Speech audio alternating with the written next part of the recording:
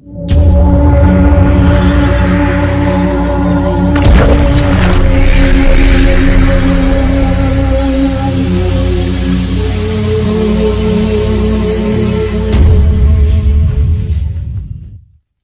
everybody, welcome to this episode of Thinking Outside the Longbox, another great interview episode, and today we are super excited to have David Ajala from Star Trek Discovery on.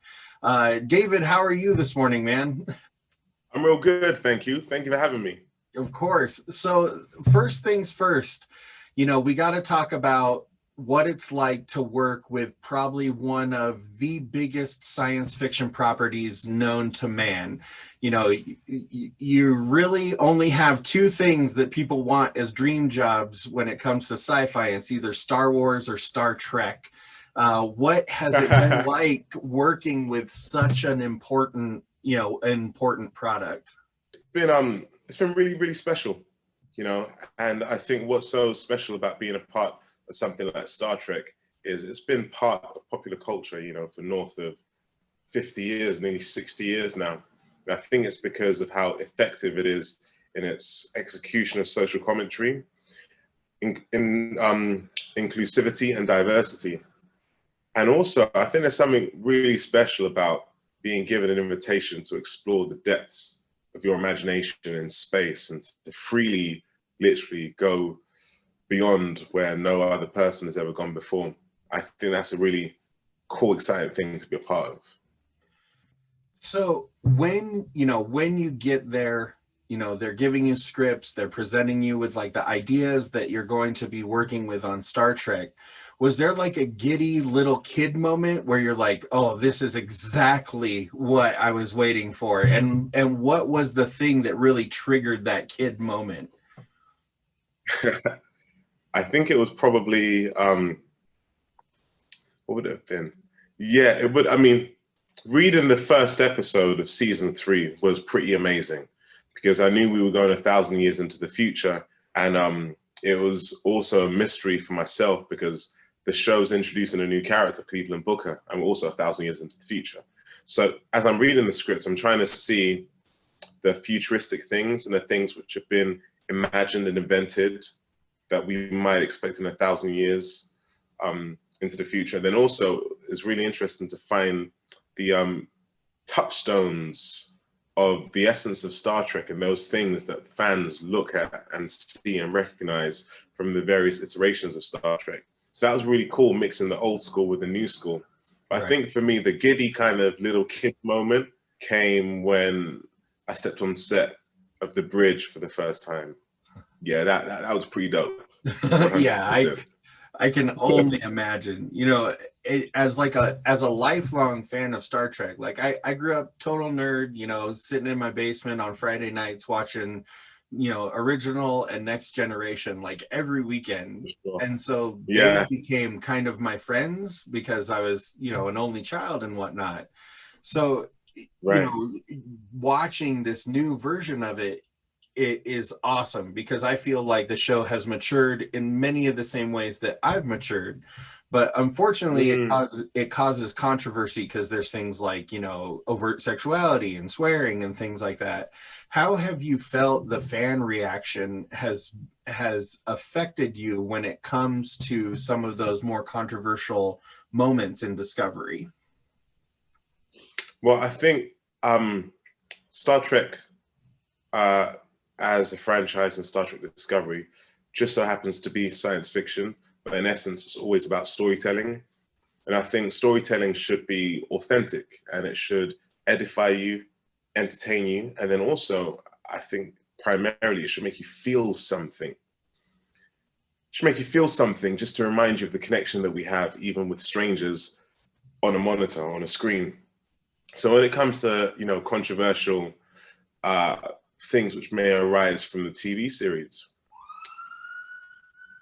if it stirs about conversation, then it served its purpose, not for any kind of gimmick, but if it served its purpose, if it's causing people, excuse me, it's a little busy right here. That's okay. It will serve its purpose if it's caused people to engage in conversations, which is really important. But I think storytelling should be authentic.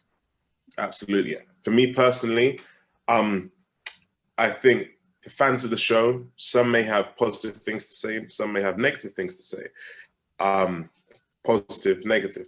I think if you're gonna read the comments, you should read both, positive and negative, because I think there's something to learn from the two. I don't think it's fair to just read the negatives, nor do I think it's fair to just read the positives. That's awesome. Like it, you know, it's got to be difficult because people are very passionate about Star Trek, and you know, it's a different thing. You know, I love it. Like just so we're on, just so we're on the same page. Like I think it's amazing. Sure. So For sure, it's really special. it is like it's really interesting. Like the two or the three newer movies and then Star Trek Discovery, you know, they've managed to modernize Star Trek in a way that I think is important and inventive.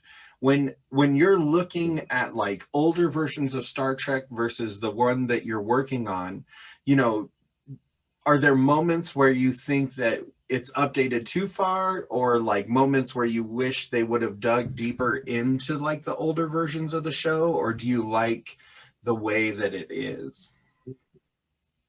That's a really good question. I mean, it presents a challenge in itself because, you know, even though we're going from different iterations to Star Trek, and what should happen is it should be a constant evolution of concepts, of styles, of thinking. But at the same time, you do want to keep the essence of Star Trek and keep that consistency, because it is like an heirloom that's being passed on from generation to generation. So naturally, it will morph and we'll have a different vibe about it. I think the challenge is always going to be finding the balance between having the old school stuff and the new school stuff, and just finding that sweet spot. I will say that in season 3, throughout the season, you will see wonderful touchstones that give a direct nod to the various iterations of Star Trek from the past. You know, it's awesome because, you know, at the very beginning of the interview, we talked about how there's like these two major properties in science fiction, Star Wars and Star Trek, which, you know, people can bicker about, but whatever. They're both super important for totally different reasons. And sure, watching the third season of Discovery has been a very similar experience to watching the second season of Mandalorian, where they've cherry pick these things, you know, from Star Trek or Star Wars Episode 1 or Star Trek Next Generation, and kind of funneled them into like this new version of both things. You know, I feel like they're doing that very effectively. When you're looking at, you know, other properties, do you have those like kind of, oh yeah, we're awesome moments when compared to like other shows, you know, kind of rebuilding that rivalry a little bit? Definitely. I think it's that rivalry, I think it may be unspoken, but I think it's healthy, because I think it's constantly going to force each other, the two different entities, to bring out the best in each other. I look at it like iron sharpens iron, you know, and if that rivalry means that it's going to bring out better ideas, more forward-thinking ideas, then I'm all for it. But I literally just think about season 3 of Star Trek, and I know today, November 18th, episode 6 is going to air.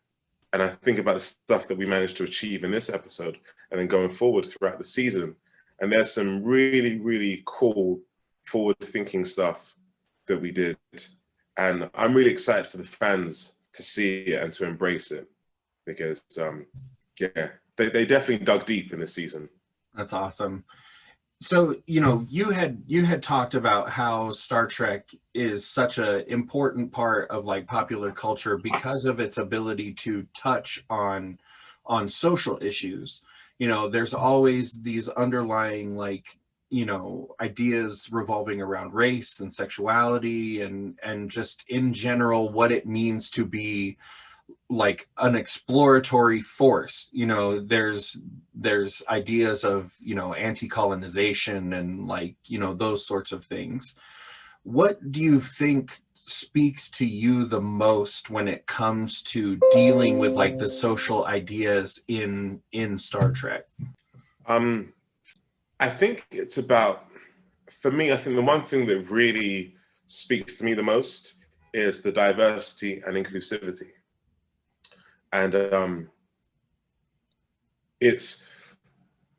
I'll never forget. Here's a little story that's gonna answer this question. I remember in drama school, we were graduating from drama school, and then we had this session with one of our teachers, and the session was almost like preparing you for the industry and for the world after you left drama school. And I remember this teacher said to me, "David, who are your favorite actors?" And I said to him, very trippingly off the tongue, I said, "Oh, my favorite actors have to be, in no particular order, Adrian Lester, Denzel Washington, and Will Smith." I grew up with these actors. That's three of some of my favorite actors. And he said, "Oh, David, you might want to be careful with that." I said, "Why?" He said, "Because all those three actors are black. You might be accused of being racist." I was like, "What?" Said, "Yeah." I was like, "Really?" And I thought about it. And at the time, I didn't really have the rebuttal to challenge his perception. But over time, I've just found more and more clarity. And the reason why those three actors were my favorite for various different reasons, because growing up, I used to love watching Fresh Prince of Bel-Air. Adrian Lester's a fantastic classical actor and was great on a show called Hustle on the BBC. And Denzel Washington is just super cool with the most amount of swagger and talent. I saw versions of myself on TV, maybe in older versions, but nonetheless, it was versions of myself. And it made me think, oh, wow, they're able to kind of tell my story, especially with someone like Adrian Lester, who's a Brit.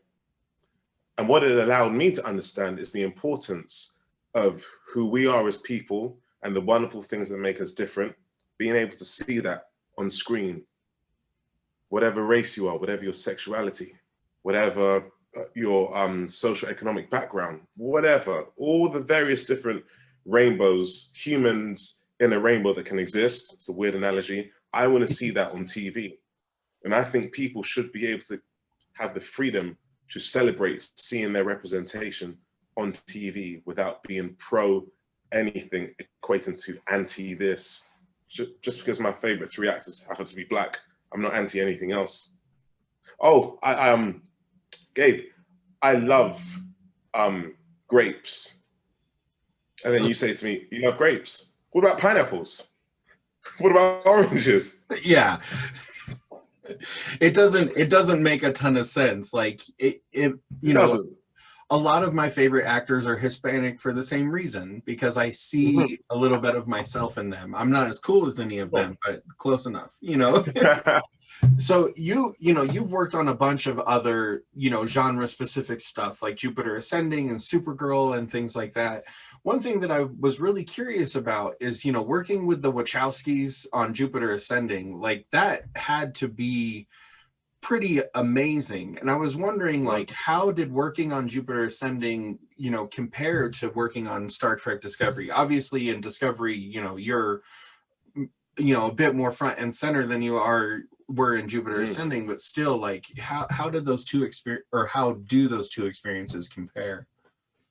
Well, they're both obviously science fiction, but then it's forward-thinking science fiction in concepts, in ideas, and in execution. I think one of the wonderful things I really enjoyed working with the Wachowskis on Jupiter Ascending was just their wild imagination. Yeah, like it was so brilliant that their minds and the fact that they're siblings and they're so in sync with each other when they're directing was really impressive to be a part of that. And I guess, you always want to collaborate with people who have interesting minds, who have a story that they want to share, and who have passion. And the Wachowskis have that in abundance. Similarly to Star Trek Discovery, I think the things I enjoyed about both projects was just being able to be in a world that doesn't exist yet. There's something very exciting about that, because you literally feel like you're walking on virgin sand, and you're able to create, and there's something quite freeing about that. Because it doesn't exist, you have so much liberty and freedom to create. Yeah, I've never thought about it like that since answering it just now. That's awesome. It's a really cool concept, you know, to be able to deal with the future as opposed to like something historical or something current, because like you said, Sure. it's not, since it's not real, it can be literally anything you want it to be. And that's pretty awesome. And it So opens up your imagination a lot more without limitations of having to be accurate, historically accurate, and what have you. sorry, my son just got an achievement on Xbox that Oh just yeah. hit me big time. How old is your son? What's that? How old is your son? He is 16. He's gonna be 17 in January. So Right. Okay. Fair play. yeah. It just, my computer dinged. I was like, oh man, I forgot I had connected that. So as we kind of get towards the end of the interview, what, you know, COVID has made everything weird. Like, you know, it's put a lot of things on pause and like, you know, put things on hold. But I've been noticing that over the last like, you know, month and a half, like actors are starting to have things that are coming up again, you know, as opposed to, you know, I don't know what's next. Everything's on hold. So, you know, if you do, what are some of the things that you have upcoming that we can look forward to? There is one of the things I can speak about happily. The other thing I can't, unfortunately. So one of the things that is coming up soon, I'm not sure when it's going to be released, is a working title movie. It stars Vanessa Kirby, who I've worked with before, who's just a very, very wonderful lady, super talented. And it's directed by Adam Leon, who is really, really cool to work with. I've been really blessed to work with some really fantastic directors, and Adam is one of them. And that movie will be out soon. I don't want to say too much about it because it sounds so ambiguous, which is a bit annoying, because if I speak about it, it will spoil it straight away. And I'm not sure when they promote it, how much information they're going to give away. Oh, that's awesome. But it's a really cool psychological movie. And the other gig, yeah. Is cool. Cool with 1 C, 10 O's. Sorry, 1 C, yeah, 10 O's and 1 L. Nice. Maybe a couple exclamation marks at the end too. And maybe a couple exclamation marks at the end. Happily you can throw them in. That's awesome. Well, because we started late, I don't want to take up too much more of your time because we've still got 5 minutes, so it's all good. Okay, cool. So yeah, you know, when you're kind of, I guess my last question is, you know, you've done, like I said, you've done Supergirl, you've done Star Trek Discovery, you've done, you know, you've been in Fast and Furious, you've been in Jupiter Rising, you've been in like all these major like things. Is there a franchise that you have, you know, seen, you know, you've been a fan of for years that, you know, you would love to be a part of? Or if there's not, is there somebody that you've never had the chance to work with that you'd love to work with? Yeah. There are a couple of franchises I would love to be a part of because I know I would score a lot of brownie points in my household with my family. Actors that I would love to work with. Oh, there's a few, but I would love to share the screen with Denzel Washington. Yeah. I think he's a really awesome actor. And recently I watched a movie which I didn't know much about, but someone recommended it. It's called The Hurricane. Yeah. And he's really special in that film. So he's someone I would love to work with. Absolutely. And I would love to collaborate with Christopher Nolan again, because our time collaborating was far too short. Awesome director. He is genuinely one of my favorite directors. Like, and I'm a movie dork. I watch too many movies probably, and he's definitely one of the best. You know, when you're talking about brownie points in your household, you know, for working on a particular thing, was there somebody like in your family that was like, oh shit, Star Trek? Like, did somebody freak out about that?